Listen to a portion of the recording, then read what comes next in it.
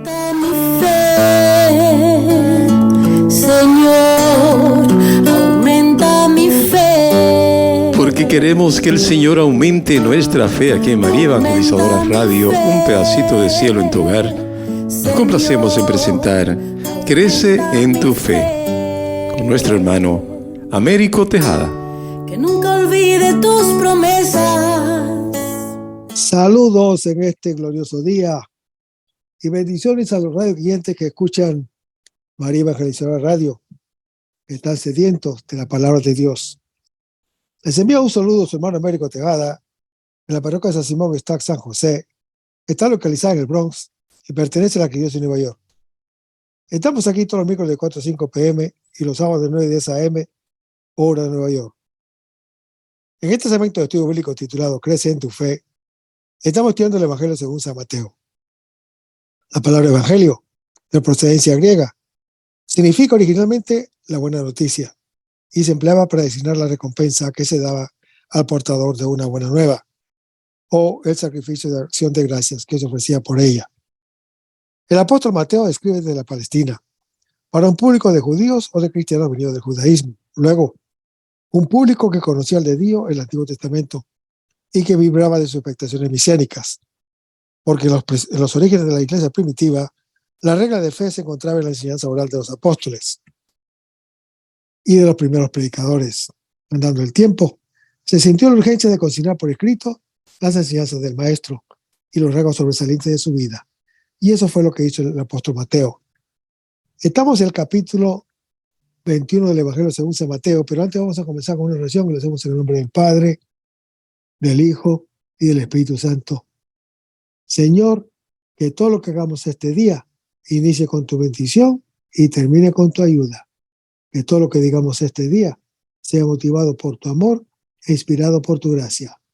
Que las obras de este día reciban tu inspiración y perduren en tu paz. Toda esta cosa, Padre Celestial, te la pedimos en el luz y poderoso nombre de tu Hijo Jesús, que vive y reina en el del Espíritu Santo, quien es Dios, por los siglos de los siglos. Amén. Los créditos de estudio bíblico son dados a Padre Flixtrux, a Padre Silvano Fausti, a la Biblia de Jerusalén y a la hermana Evelyn Morán y su ministerio de música. A los hermanos y hermanas que viven en el Bronx, para invitados a nuestro ciclo de oración de la parroquia San Simón Stack San José, que está localizada al 2191 Valentine Avenue, esquina calle 182, comenzando con la misa a las 10:30 p.m. todos los viernes por la noche. Decíamos que estamos en el capítulo 21 del Evangelio según San Mateo, y decíamos que el relato se coloca inmediatamente después de la curación del ciego. El hombre finalmente viene a la luz y ve el rostro, que es la salvación de su rostro y su Dios, según lo anuncia el Salmo 43. También él ahora exclama, es muy bueno, como lo dijo nuestro Señor Dios en Génesis capítulo 1. Después de ser curado, el ojo puede ver la luz. Principio de la nueva creación. El episodio marca el primer día de la Semana Santa, que nos mostrará al Señor de la gloria. Hermanos, el Señor Jesús es el Rey prometido, el Mesías que viene en el nombre del Señor. Su humildad y mansedumbre nos purifica a nosotros y al mismo Dios. A nosotros de la arrogancia y de la violencia, y a Él de su mala imagen que nos hemos formado. Muere el mundo viejo y nace el nuevo. Termina la esclavitud y comienza la libertad. Al Dios hecho a imagen del hombre, sucede el hombre hecho a imagen de Dios. Hermanos, la iglesia reconoce al Señor Jesús montado sobre el asna como Cristo y Señor, el que nos libera de la falsa imagen del hombre de Dios y nos presenta a aquel cuya gloria es amar y cuyo reinar es servir. Y en el versículo 1 se lee, llegaron a Betfagé o Betfagé. Hermanos, Betfagé significa casa de la higuera inmadura. Recuerda la higuera estéril, figura del templo de Jerusalén, que, como todo hombre, no produce el fruto del cual el Señor tiene hambre. En Betfagé, los peregrinos se purifican para entrar en la ciudad santa. Jesús repara su ingreso real, purificando todas nuestras falsas expectativas, destinada a quedar estéril. Seguimos leyendo el versículo. En el monte de los olivos,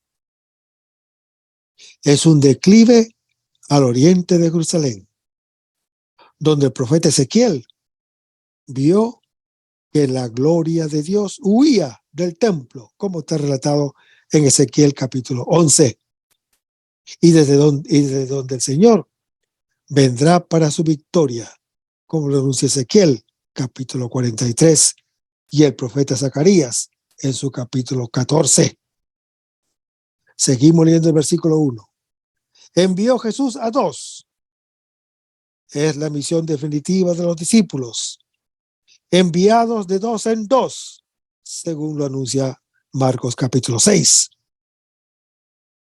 Encontrar en sí mismos y en los otros una asna atada y desatarla como lo hizo Jesús y como ordenó que se hiciera.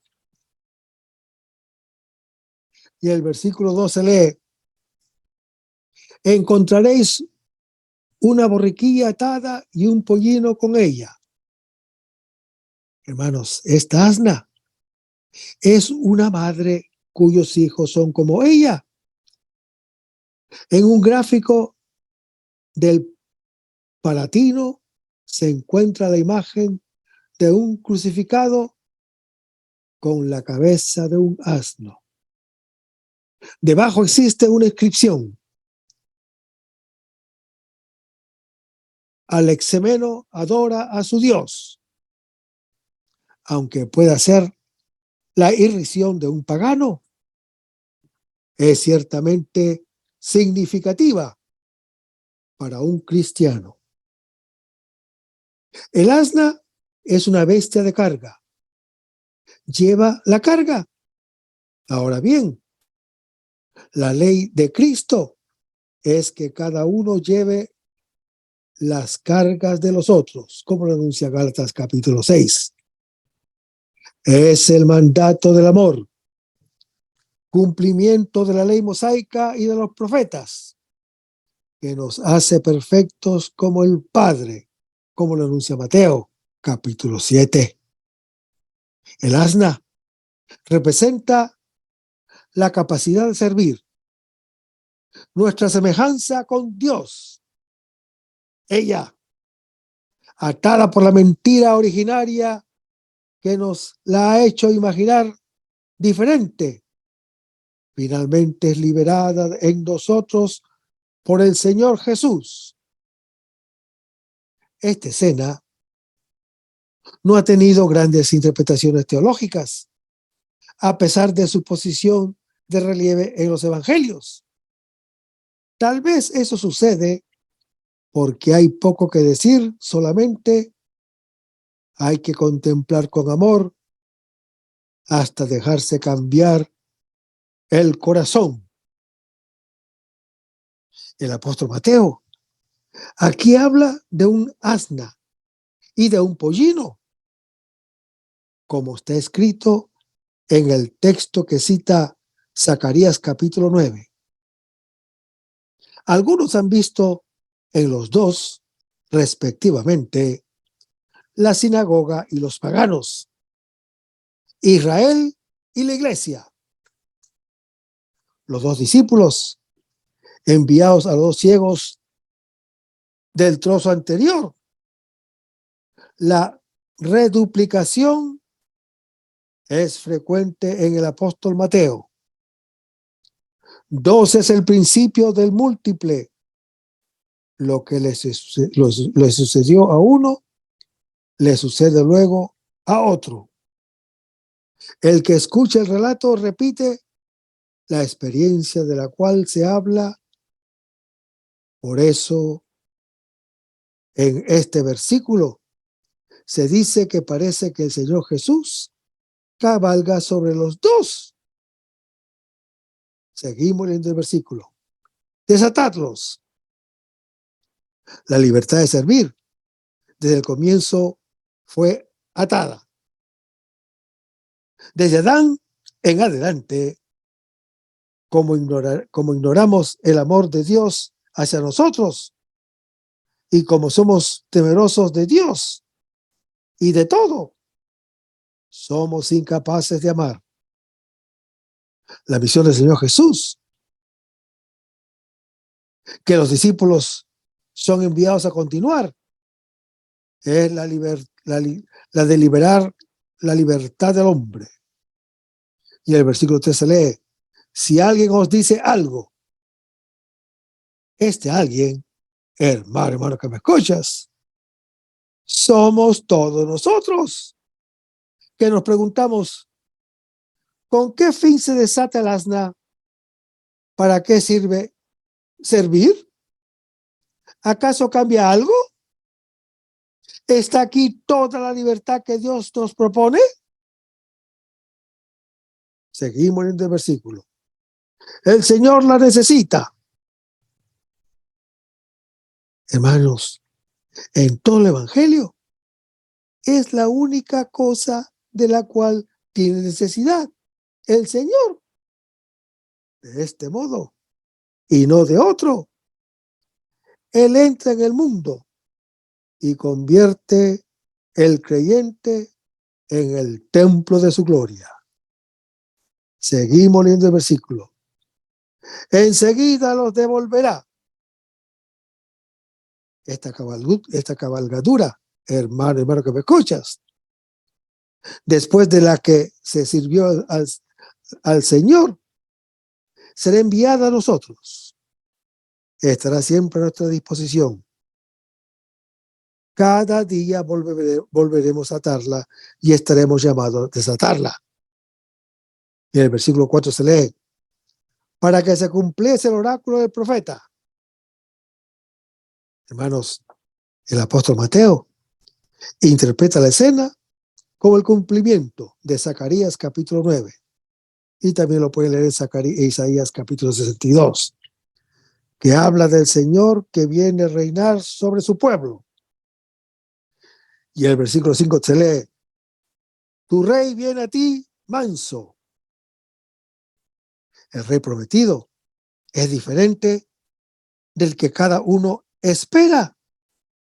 Viene a servir y a darla su vida, no para dominar y oprimir, como está en Mateo capítulo 20. Así trae el juicio de Dios. No son los violentos, sino los mansos, los que heredan la tierra. Lo anuncia Mateo capítulo 5. Y gozan de una paz inmensa, como lo anuncia el Salmo 137. Los que antes sucumbían bajo las prepotentes y no tenían otra tierra sino la que cubría su cuerpo martirizado, ahora reinan libres como su Señor. Seguimos leyendo el versículo. Montado en un asna y un pollino. Hermanos, el trono del Señor es el asna. Reina desde la cruz, donde llevará todas nuestras cargas y ofrecerá su vida al servicio de todos. Ninguno jamás ha montado ni quiere montar sobre esta cabalgadura, excepto él, como lo anuncia Marcos capítulo 11.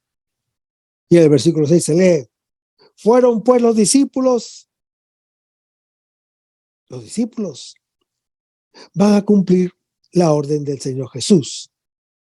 También más tarde, a donde quiera que vayan, encontrarán el asna atada y la desatarán. Y el versículo 7 se lee: trajeron el asna y el pollino. Desde siempre, el Señor, que es amor y servicio, ha deseado que nosotros seamos como Él. El encuentro entre Él y el asna marca el comienzo del reino de Dios sobre la tierra. Seguimos leyendo el versículo. Pusieron sobre ellos sus mantos. Hermanos, el manto es vestido, es lecho, es abrigo y casa. Para el pobre, Él es todo. Por eso no se puede retener en prenda, lo anuncia Deuteronomio, capítulo 24. La gente lo coloca sobre el asna, sobre la madre y sobre el pollino. Invierte en el servicio todas sus riquezas. Seguimos leyendo el versículo. Y él se sentó encima. Hermanos, el Señor es Señor por cuanto es siervo. Así se manifiesta sobre el asna y hace desaparecer caballos y carros, como lo anuncia el profeta Zacarías en su capítulo 9. Hay que anotar que el Señor Jesús se siente sobre los asnos, sobre la madre y sobre el hijo. En efecto, hermano que me escuchas, donde quiera hay amor, Él reina. Y el versículo 8 se lee: la gente muy numerosa. Es el anticipo de lo que sucederá al final, cuando desde la cruz reconozco quién es el Señor. Seguimos leyendo el versículo 8. Extendió sus manos por el camino.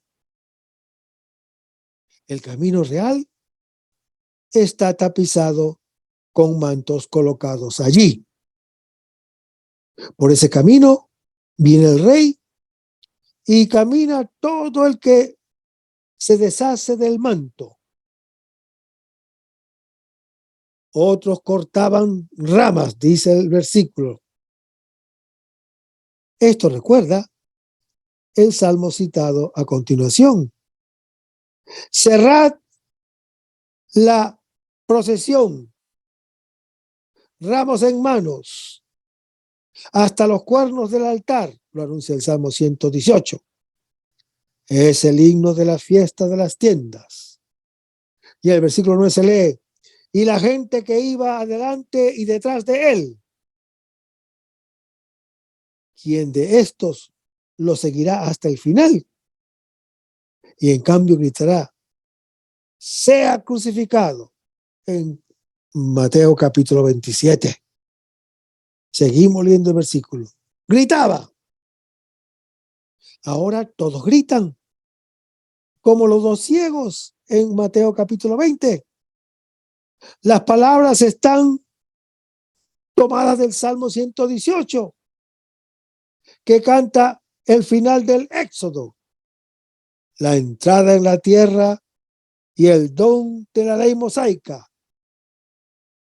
El que acoge al Mesías pobre y humilde ve realizado el camino de la liberación y goza del fruto de la tierra porque vive plenamente la palabra del Señor. Hosana significa salva, ruego. Originalmente es un grito de invocación que luego se convierte en aclamación. Seguimos leyendo el versículo. Hijo de David. La gente lo invoca como los dos ciegos en Mateo capítulo 20. Es el Mesías prometido que salva al pueblo y reina para siempre. Seguimos leyendo el versículo. Bendito el que viene en el nombre del Señor. Hermanos, El Hijo de David es bendito y viene a salvarnos en nombre del Señor, precisamente porque viene así. El que viene sobre carros y sobre caballos no viene en nombre del Señor. Es maldito y no nos salva. Y el versículo 10 se lee: toda la ciudad se conmovió.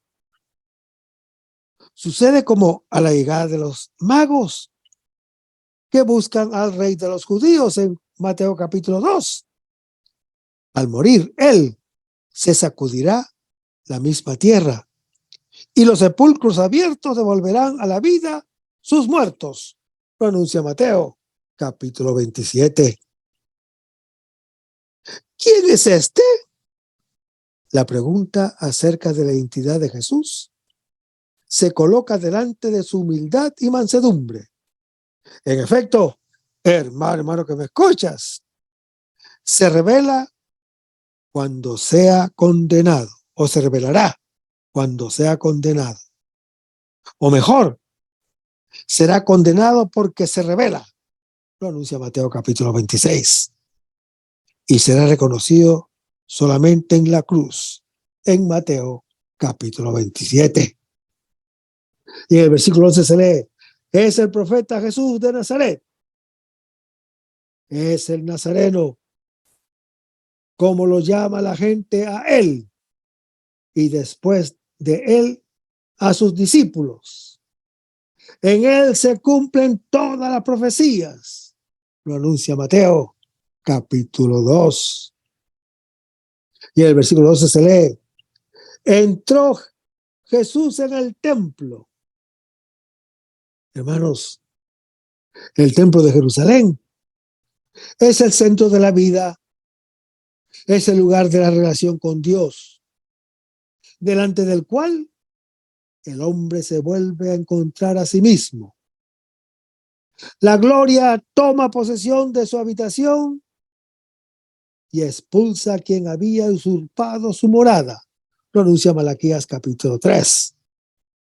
Al llegar sobre el asna, el Señor Jesús destruye el mundo, destruye el templo de Jerusalén, la imagen de Dios que nosotros tenemos para mostrar el verdadero templo, el cuerpo del Hijo del Hombre, que da la vida para cada hijo de hombre. Seguimos leyendo el versículo. Echó fuera a todos los que vendían y compraban. Hermanos, el templo de Jerusalén queda reducido a mercado. A Dios lo han convertido en medio o incluso en un objeto de compraventa, usado por los astutos para obtener ganancia y por los piadosos para ganarlo. La cruz es la presencia delante de la cual se derrumba todo ídolo, como lo anuncia 1 Samuel capítulo 5. Es la distancia infinita que el Dios de la misericordia ha colocado entre él y cada una de nuestras ideas acerca de él. Hermanos, en la cruz muere el Dios que es objeto y sujeto de rapiña, y nace sobre la tierra el verdadero Dios, manso y humilde. Seguimos leyendo el versículo. Volcó las mesas de los cambiantes o los cambistas. En el atrio del templo estaban los cambistas porque las ofertas y el precio de las víctimas debían ser en moneda nacional, no pagana. Esta era una excelente fuente de ganancia. Con el Señor Jesús termina la religión del sacrificio del hombre a Dios y de la violencia que él implica.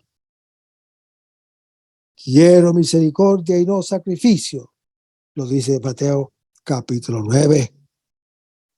La misericordia hermano que me escuchas, que es la esencia de Dios, lo llevará a él mismo a ser botín del hombre. Sacrificio último y definitivo que nos revela la monstruosidad de nuestra violencia. Y en el versículo 13 se lee: mi casa será llamada casa de oración. También lo puede leer en Isaías capítulo 56. El templo está reducido a ser receptáculo de los que, de Adán en adelante, quieren arrebatar la gloria. La acción del Señor Jesús, denominada con razón purificación del templo, se entendió como acción política. Acción política. El templo de Jerusalén es el centro del poder. Signo profético. El nuevo templo será el hombre libre para amar. Restauración del verdadero culto, no ya sacrificio, sino misericordia. Destrucción del templo de Jerusalén. En otras partes se adora en espíritu y verdad.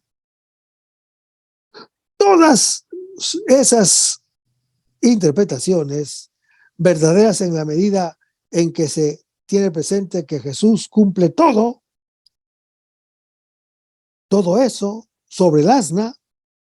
La violencia que aquí se usa, puramente simbólica, hace alusión a la que él sufrirá en la cruz.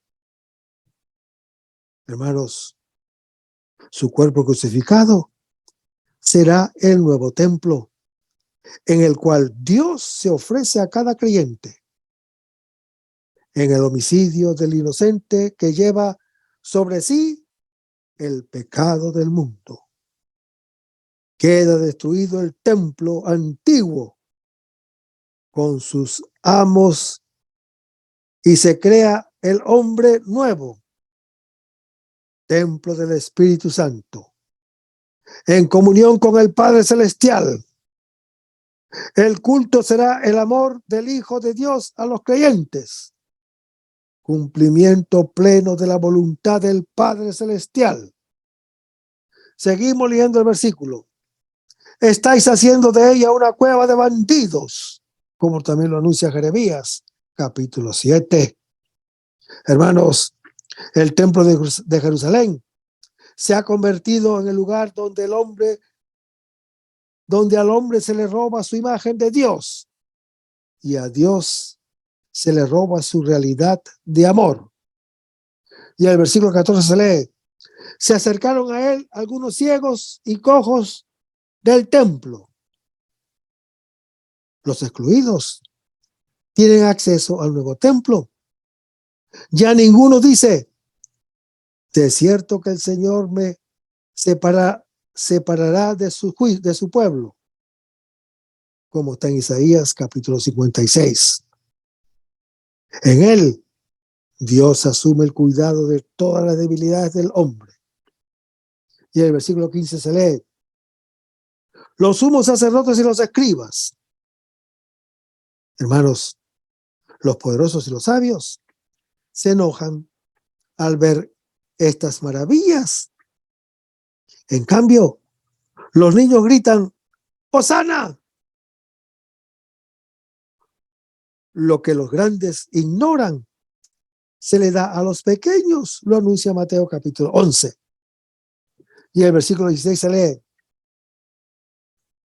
de la boca de los niños y de los que aún maman, le preparan alabanza. También lo pueden leer en el Salmo número 8.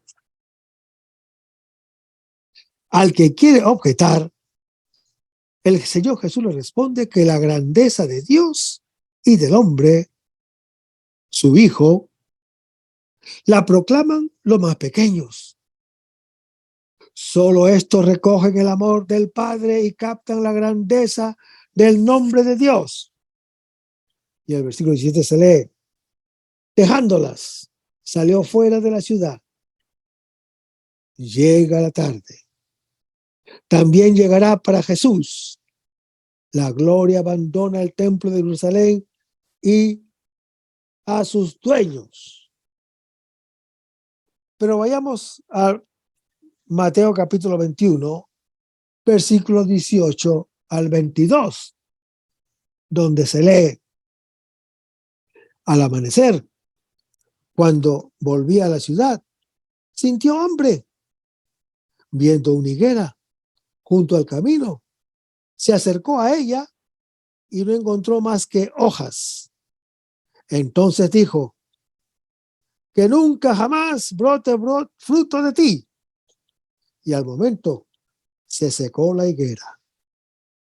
Al ver esto, los discípulos se maravillaron y decían: ¿cómo al momento quedó seca la higuera?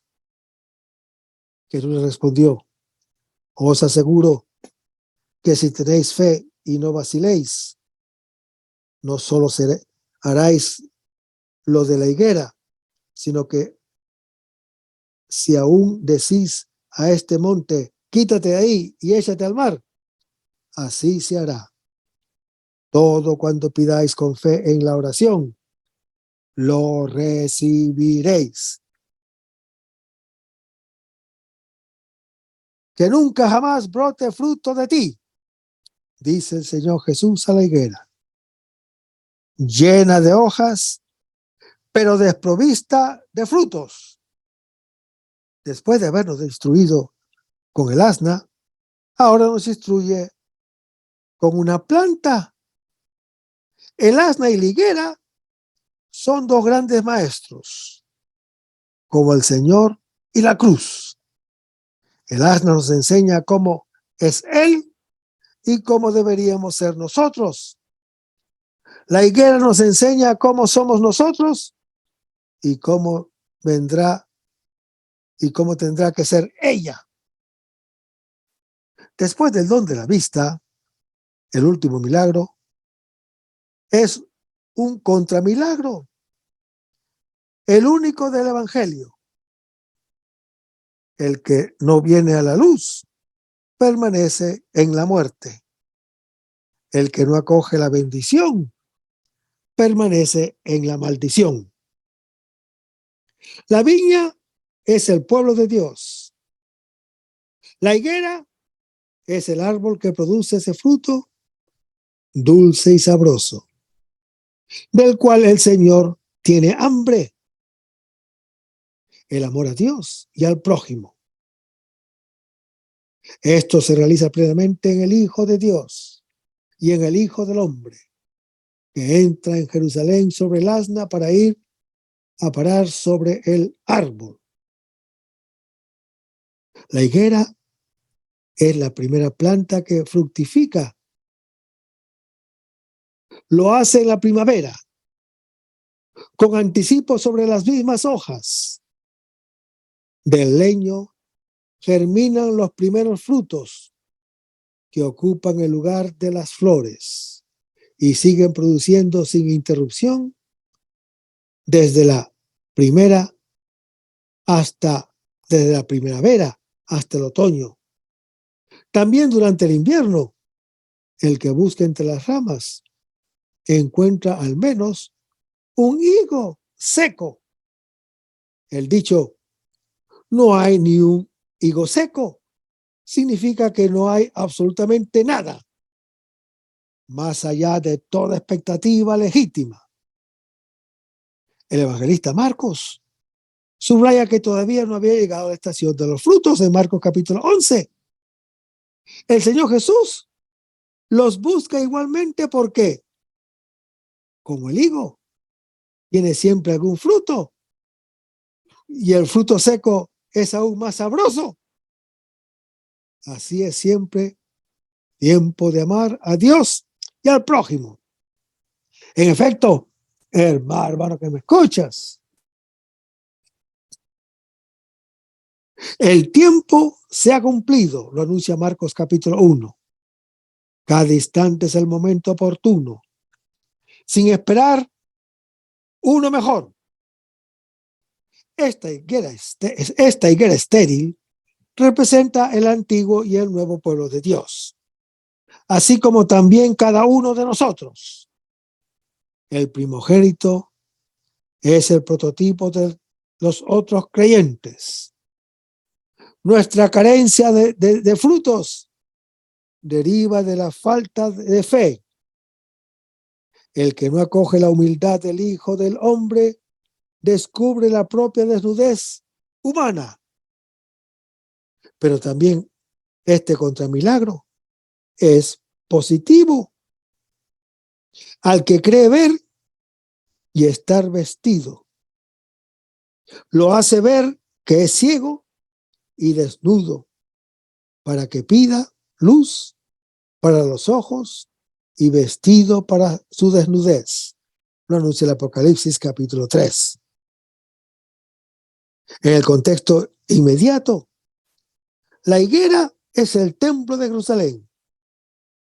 En él, en lugar del amor, florece el comercio de los hombres entre sí y con Dios. Muchas liturgias hermosas, pero se escucha la palabra de Dios. Mucha hojarasca, pero ningún fruto. Cada uno de nosotros, desde Adán en adelante, es rico en hojas, pero pobre en comunión con el Padre y con los hermanos. Pero, ¿por qué el Señor Jesús se enoja con un árbol? ¿Acaso las plantas son culpables como los hombres? Como está en Deuteronomio capítulo 20. Esté tranquilo el que ama la naturaleza. Esta planta que es maldecida se sentirá honrada para siempre. Producirá fruto 12 meses en el año y sus hojas servirán no para esconder lo que es vergonzoso, sino para sanar las naciones. Lo anuncia Apocalipsis capítulo 22. En efecto, hermano que me escuchas, es figura del árbol de la cruz, cargado con toda maldición y pecado, como lo anuncia Gálatas capítulo 3, 2 Corintios capítulo 2, capítulo 5.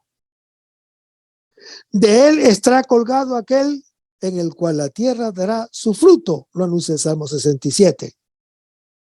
Él, el leño siempre verde, tendrá la suerte de nosotros, que somos leños secos, como lo dice Lucas capítulo 23. Quemado y consumido por nuestro mal, nos dará el fuego de su Espíritu Santo, lo anuncia Mateo capítulo 27. El trozo se divide en dos partes: el hambre del Señor y la maldición de la higuera que seca al instante. La sorpresa de los discípulos y la catequesis del Señor Jesús sobre el poder de la fe. La fe sirve no para secar plantas, sino para producir el fruto de la vida. No hace desplazar montañas al mar, sino que hace seguir al Señor Jesús hasta el Gólgota, el monte de su gloria. Esta fe se obtiene mirando a aquel que viene sobre el asna y va a terminar sobre el árbol. En lugar de este relato, como lo relata Lucas capítulo 13, trae una parábola sobre el diálogo entre la justicia y la misericordia. Cada año que llega es un tiempo ulterior que nos concede la paciencia de Dios, el cual espera nuestra conversión. Hermanos, el Señor Jesús es el Hijo de Dios, lleno de confianza en el Padre Celestial y cargado de amor hacia los creyentes. Él, el árbol que produce fruto, cargará sobre sí nuestra esterilidad y desnudez. Sobre el monte Calvario se lanzará al mar de la muerte para traer la luz del Padre Celestial a toda perdición.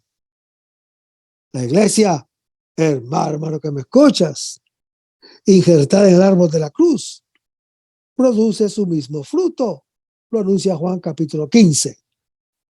Cuando no acoge la humildad ni la mansedumbre de su Señor, permanece todavía bajo la maldición de la esterilidad.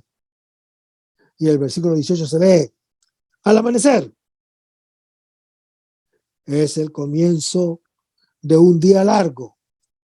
Faltan 2 días para la Pascua, como está en Mateo capítulo 26. En esta jornada que transcurre cerca del templo de Jerusalén, sucede en primer lugar una sesión prolongada de discusiones y parábolas acerca del poder de Jesús. Sigue luego una denuncia de la religiosidad hipócrita y concluye finalmente con un discurso largo acerca del fin del mundo. Sigo leyendo el versículo. Cuando volvía a la ciudad, sintió hambre.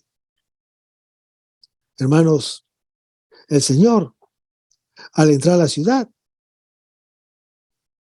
así como necesita el asna y el pollino, también tiene hambre del fruto de la higuera. Así como ama, también tiene el hambre de ser amado. Si no es amado, muere. Su hambre será la cruz. Y el versículo 19 se lee: viendo una higuera junto al camino. Hermanos, el árbol que une lo bajo con lo alto y transforma en vida los 4 elementos es símbolo del hombre. Al igual que él, tiene sus raíces en la madre tierra, de la cual sale para elevarse hacia el cielo y producir flores, hojas y frutos, para luego despojarse y volver a florecer de nuevo. La higuera, hermano que me escuchas, en particular, es aquella planta del viñedo que produce ese fruto dulce del cual todos, incluso el mismo Dios, tiene hambre. El amor a Dios y a los creyentes.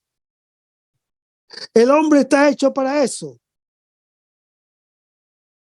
En su camino, el Señor Jesús, como todos los profetas, viene a ver si encuentra el fruto deseado. Seguimos leyendo el versículo. No encontró en ella más que hojas. Hermanos, desde Adán en adelante, Dios nunca ha encontrado una respuesta a su amor. Su hambre ha quedado insatisfecha. Desde siempre el hombre es un productor pálido y es un consumidor voraz de hojas. Quiere ocultar las propias limitaciones que ya no acepta. Ocultar la propia identidad que ya conoce.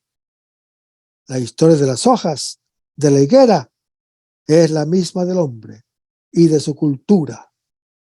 Dios desde el principio las constituyó con túnicas de piel para ofrecer al final las vestiduras del Hijo de Dios, como está en Génesis capítulo 3, Mateo capítulo 27.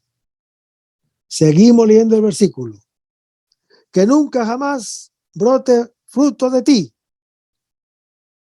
La palabra profética del Señor Jesús revela la maldición tremenda pero oculta del hombre. Mientras más se reviste de hojas, más está muerto. Por falta de fe, la misma religiosidad se reduce a cobertura de iniquidad, como el templo de Jerusalén. Seguimos leyendo el versículo. Y al momento se secó la higuera Hermanos, el árbol queda sin linfa, como la mano del hombre que Jesús había curado en día sábado en Mateo capítulo 12. Se subraya lo instantáneo para indicar el misterio que dentro de poco está a punto de realizarse en Jerusalén. Y en el versículo 20 se lee: los discípulos se maravillaron, se asombraron por el prodigio que han visto, pero no han entendido lo que significa. Seguimos leyendo el versículo. Pero al momento quedó seca la higuera. El árbol les sirve de espejo para que se vean a sí mismos en la higuera estéril. Ellos que todavía eran víctimas de la vanagloria y ciegos ante el Hijo del Hombre. Y en el versículo 21 se lee: si tenéis fe y no vaciláis. Hermanos, el Señor Jesús vuelve a tomar la misma lección acerca de la fe que había dado después de la transfiguración en Mateo capítulo 17. Allá se mostraba su eficacia. Un granito de mostaza basta para trasladar montañas. Aquí muestra su calidad. Es una confianza a la cual todo le es posible, porque descansa en aquel al cual nada le es imposible. Seguimos leyendo el versículo. Haréis lo de la higuera. La primera obra de la fe es hacernos ver nuestra condición de pobres, nuestra condición de ciegos y nuestra condición de desnudos. Precisamente por falta de confianza nos hace caer las hojas como a la higuera estéril. La segunda es hacernos ver la realidad del Señor. La higuera es el mismo árbol de la cruz, sobre el cual vemos la gloria. El árbol seco revela nuestra verdad y la de Dios, la maldición de nuestro pecado y la bendición de su amor que se hace cargo de él. Seguimos leyendo el versículo. Si aún decís de este monte, hermanos, este monte es el mismo de la transfiguración de Mateo capítulo 17, que debe caminar y cambiar de lugar hasta ir a parar al mar. En efecto, hermano que me escuchas, la fe hace ver la gloria en el abismo sobre el Calvario. El monte donde Dios se hunde en el remolino del mal para encontrar a cada hombre perdido. Y el versículo 22 se lee: todo cuando pidéis con fe en la oración, lo recibiréis. Hermanos, con fe, sin dudar, pedimos delante del árbol de la cruz el don de la misma fe para salir de nuestras dudas.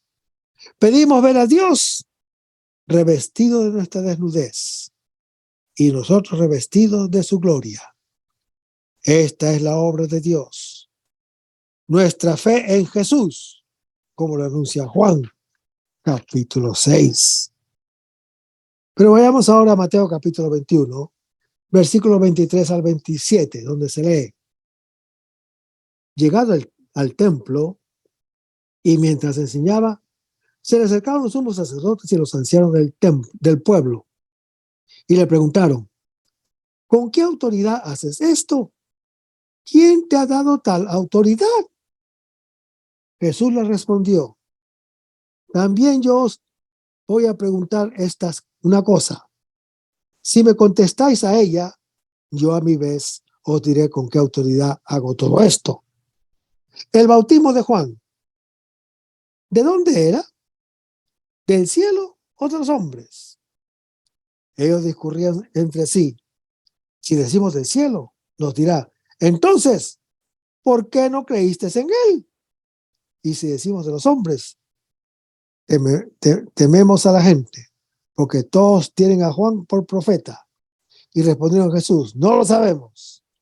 Él respondió, tampoco yo os digo con qué autoridad hago todo esto. El bautismo de Juan, ¿de dónde era? Pregunta el Señor Jesús al que lo interroga. Para conocer su poder es necesario escuchar primero al Bautista, Juan. Como todos los profetas, anuncia la conversión. Reconocer la perversidad de las propias acciones es la condición para pedir y obtener el perdón. Esto detiene el poder del mal y es el poder mismo del Hijo del Hombre, entregado a los hombres, como lo anuncia Mateo, capítulo 9, para que se reconcilien y comiencen una vida nueva. Hermanos, todos los hombres, con la ley mosaica o sin ella, son pecadores, privados de la gloria de Dios, como lo anuncia el apóstol Pablo en su epístola a los Romanos capítulo 3. Es necesario admitir esto para conocer el poder de Jesús. El trozo repite 4 veces la palabra autoridad. Es un atributo de Dios como creador del cielo y de la tierra. La autoridad es la posibilidad de obrar propia de cada uno según su naturaleza. A partir de lo que uno hace, se comprende quién es Él, el poder de Dios. Misterioso como el mismo, se revela en el perdón, donde todos, desde el más pequeño hasta el más grande, conocen quién es Él, lo anuncia Jeremías capítulo 31.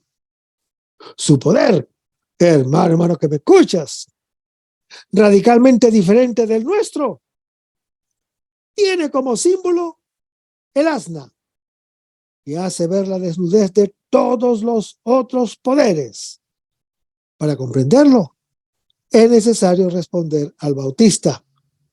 Precisamente sobre esto el Señor nos interroga. Escuchamos su llamamiento a cambiar la dirección de nuestro modo de pensar y obrar. Quien plantea interrogantes sin dejarse interrogar, quien desea saber sin cambiar su parecer, quien busca la verdad sin renunciar a las certezas, quien quiere la justicia sin renunciar a los privilegios, no tendrá respuesta a su sed de conocimiento, a su sed de verdad y de justicia. Buscará solamente salvar su rostro delante de los hombres y la propia fachada delante de Dios, sin admitir que detrás existe un vacío de muerte siempre mayor. Seguirá siendo esclavo de los ojos ajenos, como lo anuncia Efesios capítulo 6, Colosenses capítulo 3. Como idólatra, al estado puro, víctima del culto de la imagen, del propio yo, en lugar de ser adorador de Dios. El culto de la imagen, facilitado hoy por los medios de comunicación, es el principio de toda perversidad en las relaciones entre los hombres. Arruina todo lo bueno que existe. El saber está en función del poseer. El poseer en función del destruir. El destruir en función del aparecer poderoso.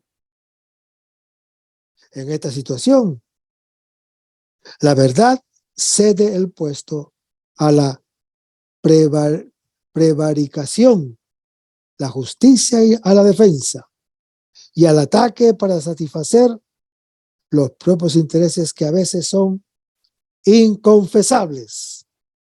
La persona se reduce a una máscara fúnebre de sí misma, a un sepulcro blanqueado o bronceado. Y el Señor calla. El mismo hombre, su templo, queda reducido a una cueva de ladrones, donde Dios es defraudado de la paternidad y el otro de la fraternidad. Hermanos, el mesianismo del Señor Jesús sobre el asna purifica nuestra idea de creyente y de Dios y restituye al creyente a su libertad y Dios a su verdad. Pero para comprender su autoridad es necesario que nos invirtamos delante del Dios del hombre que se coloca en las manos de todos.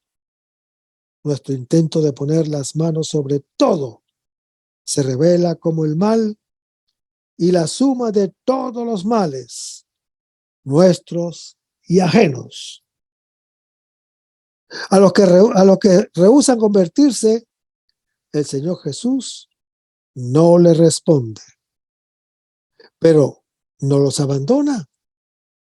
Los hace reflejar en la vicisitud de los dos hermanos, de los viñadores homicidas, del invitado al banquete que carece de la vestidura nupcial. Serán relatos que incluso el que no quiere entenderlos los comprenderá. Hermanos, el Señor Jesús es la palabra de Dios. La comprende el que se asombra y se convierte. Ante el endurecimiento, ella se vuelve silencio. Es el silencio majestuoso y misericordioso de Dios que respeta nuestra libertad, reflejo de la suya, y lleva sobre sí la condena de nuestra esclavitud. La iglesia, cuando escucha la palabra de Dios y se convierte, experimenta y testimonia el poder del perdón y de la libertad. En cambio, cuando la considera obvia y es descontada, se endurece. Entonces la palabra calla. El Señor ya no le dice nada y ella ya no dice nada al mundo. Y el versículo 23 se lee: llegado al templo, el día anterior ya había entrado para purificarlo. Los jefes lo interrogaron o lo interrogarán precisamente sobre eso. Seguimos leyendo el versículo. Mientras enseñaba, la palabra ahora es el centro del templo purificado. Seguimos leyendo el versículo. Los sumos sacerdotes y los ancianos del pueblo son los que detentan el poder religioso, el poder político y económico. El pueblo es dominado por ellos. Son sus representantes porque representan lo que cada uno quisiera hacer. La entrada de Jesús sobre el asna los cuestiona radicalmente. El poder de Dios es diferente del poder de los hombres. El pastor, con su actitud mansa y humilde, desautoriza a los pastores prepotentes y arrogantes. Él viene a arrebatar las ovejas de sus manos, despedaza las barras de los yugos y las libera del que las oprime, para que puedan conocer quién es el Señor, como lo anuncia Ezequiel, capítulo 34. Y el resto, hermano que me escuchas, lo vamos a ver en el próximo segmento. Manténgase en sintonía. Vamos a pedirnos con una oración. Lo hacemos en el nombre del Padre, del Hijo y del Espíritu Santo. Señor Jesús, ayúdanos a conservar el fervor espiritual, la dulce como otra alegría de evangelizar, incluso cuando hay que sembrar entre lágrimas, como Juan el Bautista, como lo hicieron los apóstoles Pedro y Pablo y los otros apóstoles, y también esa gran multitud de evangelizadores que se han sucedido a lo largo de la historia de la Iglesia Católica, con un ímpetu interior que nada ni nadie sea capaz de extinguir. Señor Jesús, que sea esta la mayor alegría de nuestras vidas entregadas al Evangelio. Y ojalá que el mundo actual pueda así recibir la buena nueva de tu Evangelio, porque tenemos la tarea de anunciar el reino de Dios y de implantar tu iglesia en este mundo que todavía no te conocen. Toda esta cosa Padre Celestial te la pedimos en el luz y poderoso nombre de tu Hijo Jesús, que vive en unión del Espíritu Santo, que es Dios, por los siglos de los siglos. Amén. Hasta el próximo segmento. Que el Señor nos bendiga. Aumenta mi fe, Señor, aumenta mi fe. Aumenta mi fe, Señor, aumenta mi fe. Que nunca olvide tus promesas, que nunca olvide tus palabras, que Él lo crea, que no lo dude jamás. Tu palabra me dice: todo el que pide se le dará, y el que toque a la puerta se le abrirá. Todo es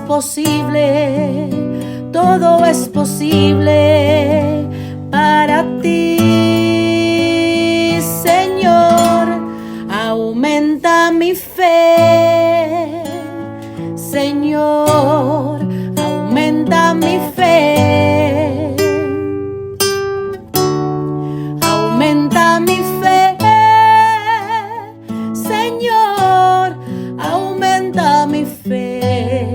Aumenta mi fe, aumenta mi fe. Aumenta mi fe, aumenta mi fe. Aumenta mi fe, aumenta mi fe. Aumenta mi fe, aumenta mi fe, Señor.